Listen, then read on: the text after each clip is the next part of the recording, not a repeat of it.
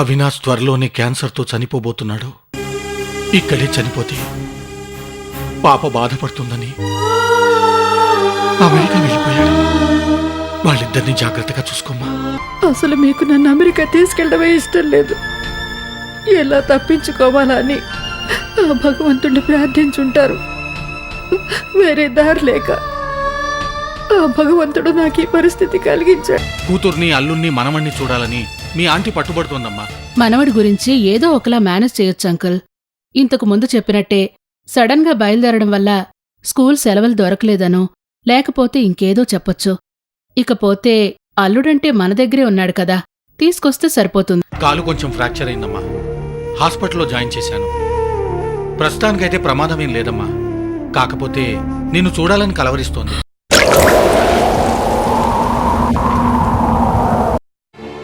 మీ ఇద్దరిని చూస్తే తన మనసు కొంచెం కుదుటపడుతుంది.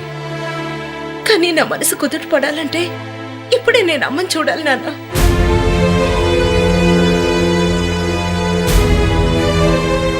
అవునా, నేను మీ కూతురుగా నటించడానికి వచ్చిండొచ్చు. కానీ అమ్మ చూపించిన ప్రేమ నేను నటించడానికి వచ్చానన్న విషయాన్ని మర్చిపోయేలా చేసింది. ఇప్పుడు తనే నాకమ్మ, నా కన్న తల్లితో సమానం. అమ్మకి దెబ్బ తగిలి హాస్పిటల్లో ఉంటే చూడకుండా ఎలా ఉండగలను నాన్న?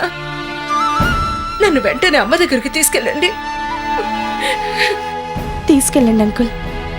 అక్క ఆంటీ కంట్లో పడకూడదంటున్నారు కాబట్టి కనీసం దూరం నుంచైనా చూపించండి. సరేనమ్మా, పద వెళ్దాం.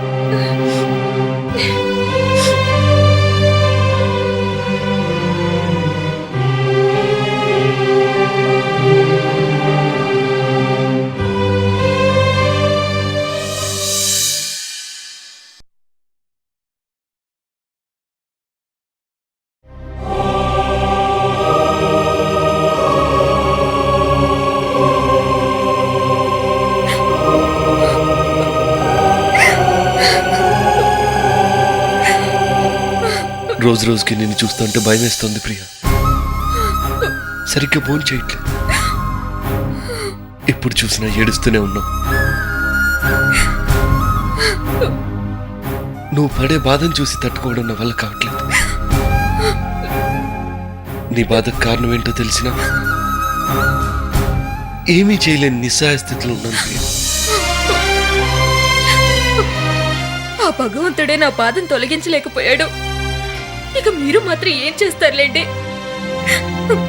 కన్న తల్లినయ్య భాగ్యానికి దూరం చేస్తే భరించింది కదా, కన్న తల్లిదండ్రుల్ని దూరం చేస్తే ఆ మాత్రం భరించలేదా అని భగవంతుడే కావాలని నా తల్లిదండ్రుల్ని దూరం చేశాడు. మొన్నటి వరకు అమ్మా నాన్న ఎక్కడున్నారో తెలుసు. మన దగ్గరికి తీసుకురాలేకపోయినా గుర్తొచ్చినప్పుడల్లా వెళ్ళి చూసేదాన్ని. కానీ ఇప్పుడు ఆ అవకాశం కూడా లేకుండా పోయిందండి. అమ్మకి జరిగిన అవమానం భరించలేక ఎక్కడికో వెళ్ళిపోయారు. ఎక్కడున్నారో ఏం చేస్తున్నారో నాకు ఒక్కసారి అమ్మా నాన్నల్ని చూడాలని ఉందండి. అమ్మా నాన్న లేకుండా నేను బ్రతకలేనండి, బ్రతకలేను.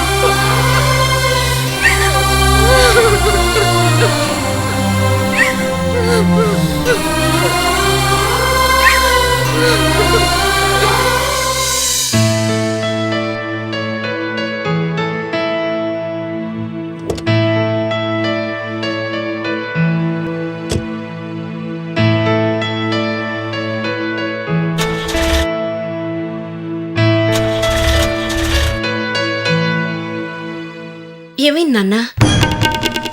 ఏమోనమ్మా, స్టార్ట్ అవ్వట్లేదు.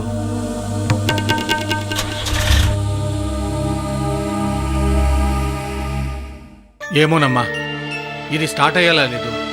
నేను మెకానిక్ ఫోన్ చేసి చెప్తాను తీసుకెళ్ళమని. మనం ఆటోలోనో ట్యాక్సీలోనో వెళ్దామమ్మా. అలాగే నాన్న.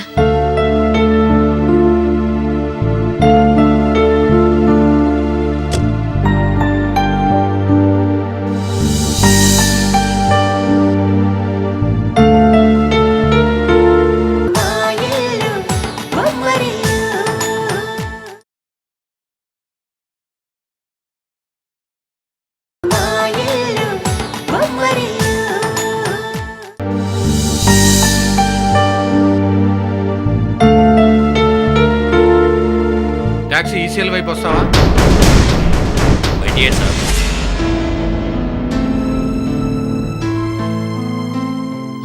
శ్రేయాస్ హాస్పిటల్ పోని. Okay sir.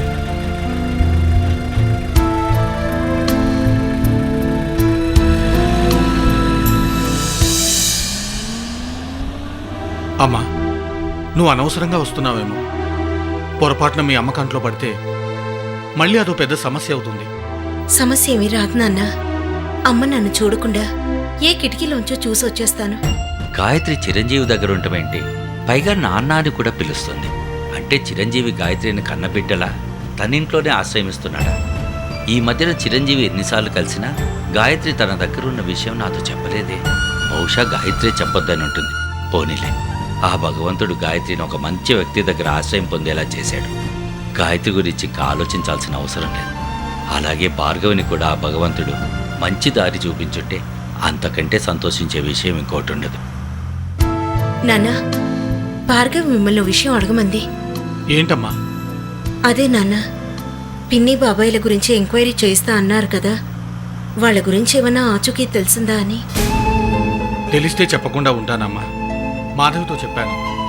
ఇప్పుడు తను అదే పనిలో ఉందమ్మా. తనకు వివరాలు తెలిసిన వెంటనే మనతో చెప్తానంది. అంటే భార్గవి కూడా గాయత్రితో కలిసే ఉందన్నమాట. పోనీలే, ఇన్నాళ్లకి అక్కా చెల్లెళ్ళిద్దరూ ఒకే చోటికి చేరారు. ఇకపై వాళ్ళు ఎలా ఉంటారో ఏంటోనని టెన్షన్ పడాల్సిన అవసరం లేదు. ఒకరికి కష్టం వస్తే ఇంకొకరు తోడుగా ఉంటారు కదా. మీ పిన్ని బాబాయ్ అంటే మీకు చాలా ఎఫెక్షన్ ఉన్నట్టుందమ్మా. ఎప్పుడు చూసినా వాళ్ళు ఎక్కడున్నారు, ఎలా ఉన్నారని ఆలోచిస్తుంటారు. మేం వాళ్ళ మీద చూపించే ఎఫెక్షన్ కంటే వాళ్ళు మా మీద చూపించే ఎఫెక్షన్ ఎక్కువ నాన్న. అందుకే ఈరోజు వాళ్ళ గురించి మేము ఇంతలా ఆలోచిస్తున్నాం. మా అమ్మ నాన్న పోయిన తర్వాత మా గురించి మా బాబాయ్ ఎంతగా తప్పించిపోయారో మీకు తెలియదు నాన్న. అంతెందుకు, ఇప్పుడు బాబాయ్ ఇన్ని సమస్యల్లో ఉన్నారు కదా, అయినప్పటికీ ఇంకా మేమెలా ఉన్నాము అని ఆలోచిస్తూ ఉంటారు. అలాంటి బాబాయ్ ఇప్పుడు కష్టాల్లో ఉన్నారు నాన్న. కానీ బాబాయ్ని ఆదుకునే అదృష్టం మాకు లేదు. అమ్మా, ఆదుకోవాలని మనకున్నా మీ బాబాయ్ అందుకు ఒప్పుకోడమ్మా. మీ బాబాయ్ది మంచితనమో, మొండితనమో, లేకపోతే మూర్ఖత్వమో తెలియట్లేదమ్మా. ఇంత క్లోజ్ ఫ్రెండ్ని నేను హెల్ప్ చేస్తానంటే వద్దని వెళ్ళిపోయాడంటే ఆయన ఏమనాలి? కానీ ఒక్క విషయం మాత్రం నిజమమ్మా, మీ బాబాయ్ ఎక్కడికి వెళ్ళినా అతని మంచితనమే అతన్ని కాపాడుతుంది.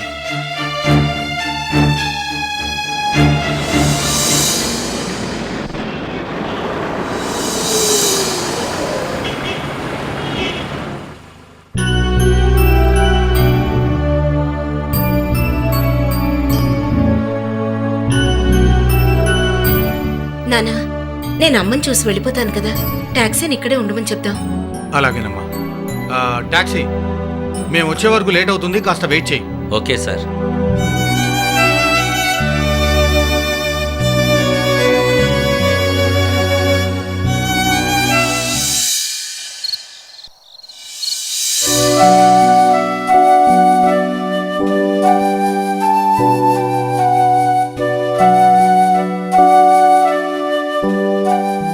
డ్యూటీలో ఉన్న నర్సు నేను గుర్తుపడుతుందని ఇంతసేపు వెయిట్ చేయించాను. కానీ జాగ్రత్త అమ్మా, మీ అమ్మ కంట్లో పడితే ఏం జరుగుతుందో తెలుసు కదా.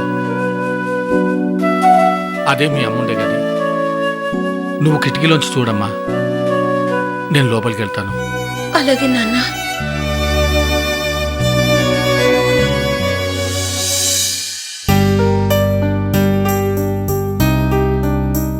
అమ్మాయికి ఫోన్ చేసి ఇప్పుడే వస్తా అన్నారు. ఎక్కడికి వెళ్ళిపోయారండి? ఫోన్ చేయడానికి వెళ్ళాను కాబట్టే ఇంతసేపు అయింది. వెంటనే లైన్ దొరకొద్దా?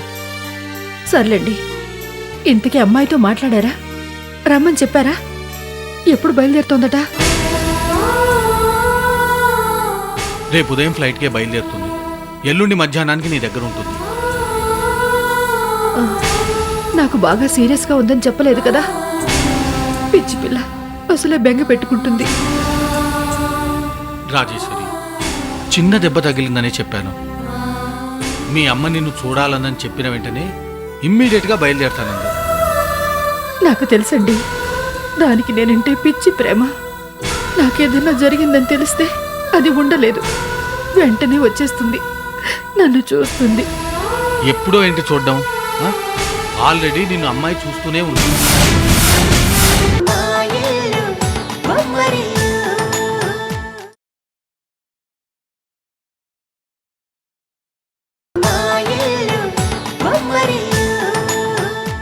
ఎప్పుడో ఏంటి చూడ్డం?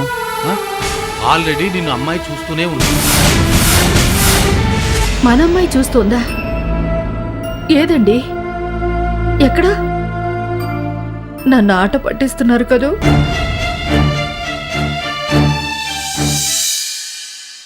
లేదు రాజేశ్వరి, ఈ హాస్పిటల్లో ప్రతి రూమ్కు ఓ కెమెరా ఉంటుంది. ఎందుకంటే ఎవ్వరికి ఎలాంటి ఆపద వచ్చినా వెంటనే అటెండ్ అవ్వాలి కదా. అందుకు ఆ కెమెరాని అమెరికాలో ఉన్న అమ్మాయి కంప్యూటర్కి కనెక్ట్ చేయించాను. ఇప్పుడు నీ మాటలన్నీ అమ్మాయి వింటుంది. నిజంగానా? ఏది? ఎక్కడా? కెమెరా ఎక్కడుంటుందండి?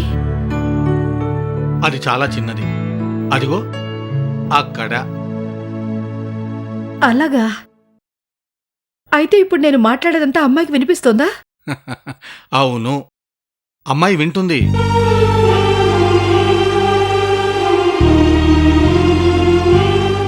అమ్మా హారిక, బావున్నావా?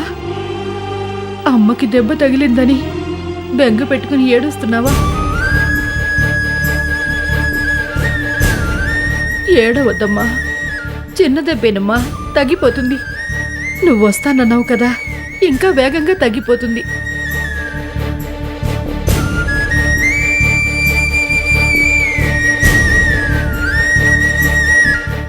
ఏంటండి, అమ్మాయి నన్ను మాత్రమే చూస్తోంది. నేను కూడా అమ్మాయిని చూసేట్టు ఓ కంప్యూటర్ ఇక్కడ కూడా పెట్టి ఉండాల్సింది. ఎంచక్కా మేమిద్దరం మాట్లాడుకునేవాళ్ళంగా. అమ్మాయి 2 రోజుల్లో వస్తుంది. అప్పుడు నీ దగ్గరే కూర్చోబెట్టుకొని నీకు నచ్చినంతసేపు కబుర్లు చెప్పు, సరేనా? సరే, నేను డాక్టర్ని కలిసి వస్తాను.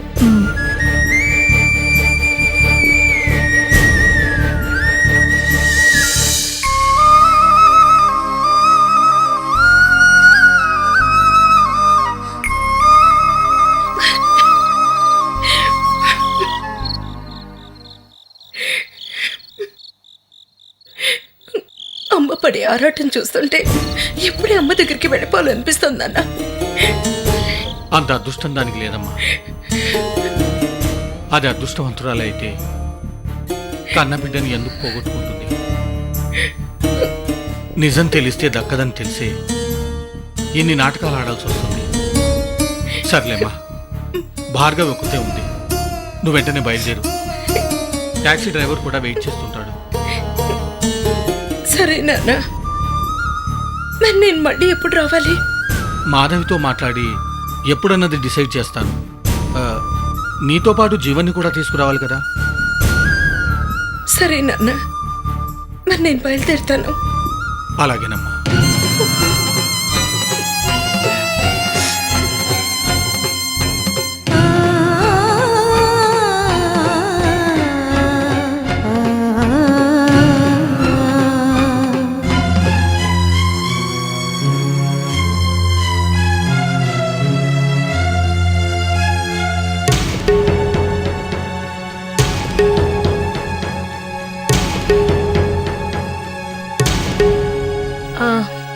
పోనీ డ్రైవర్.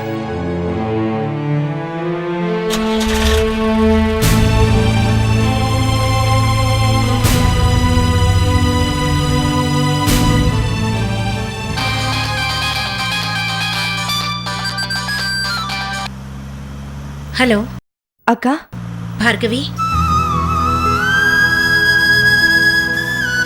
ఇదిగో హాస్పిటల్ నుంచి ఇప్పుడే బయలుదేరుతున్నాను. మరో 10 నిమిషాల్లో ఇంటికి వచ్చేస్తాను. ఆంటీకి ఎలా ఉందక్క?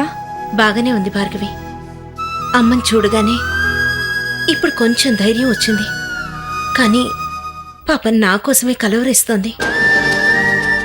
ఇంకో 2 రోజుల్లో మళ్ళీ అమెరికా నుంచి వచ్చినట్టు అమ్మ దగ్గరికి వెళ్ళాలి. సరే అక్క, మరి బాబాయ్ గురించి ఏమైనా ఆచూకీ తెలిసిందా? అంకుల్ ఎవరో ఇన్స్పెక్టర్తో మాట్లాడతానని చెప్పారు కదా. మాట్లాడారు భార్గవి. నాన్న బాబాయ్ కోసం చేయని ప్రయత్నం అంటూ లేదు.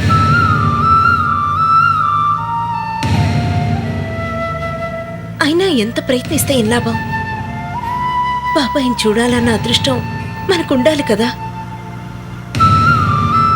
ఇక ఆ భగవంతుడే దయ చూపి మన బాబాయ్ ఎక్కడున్నారో చూపించాలి. సరే భార్గవి, ఇంటికి వచ్చాక అన్నీ మాట్లాడుకుందాం. సరే అక్క.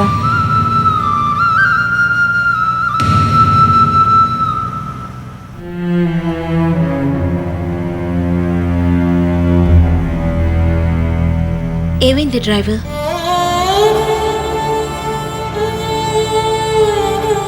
కంట్లో పురుగేమన్నా పడిందా? మరి కళ్ళెందుకు తుడుచుకుంటున్నారు? ఏంటి డ్రైవర్, నేను ఇంత మాట్లాడుతున్నా మీరు ఒక్క మాట కూడా మాట్లాడటం లేదు. కనీసం మీ పేరన్నా చెప్తారా? డ్రైవర్కి డ్రైవర్ని మించిన పేరేముంటుందమ్మా? డ్రైవర్ అనే పిలవండి.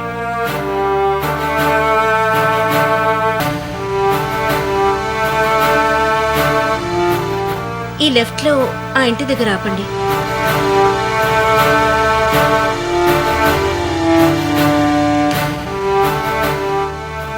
ఇదిగో డ్రైవర్ డబ్బులు. మేడం చిల్లరా? పర్వాలేదు, ఉంచండి.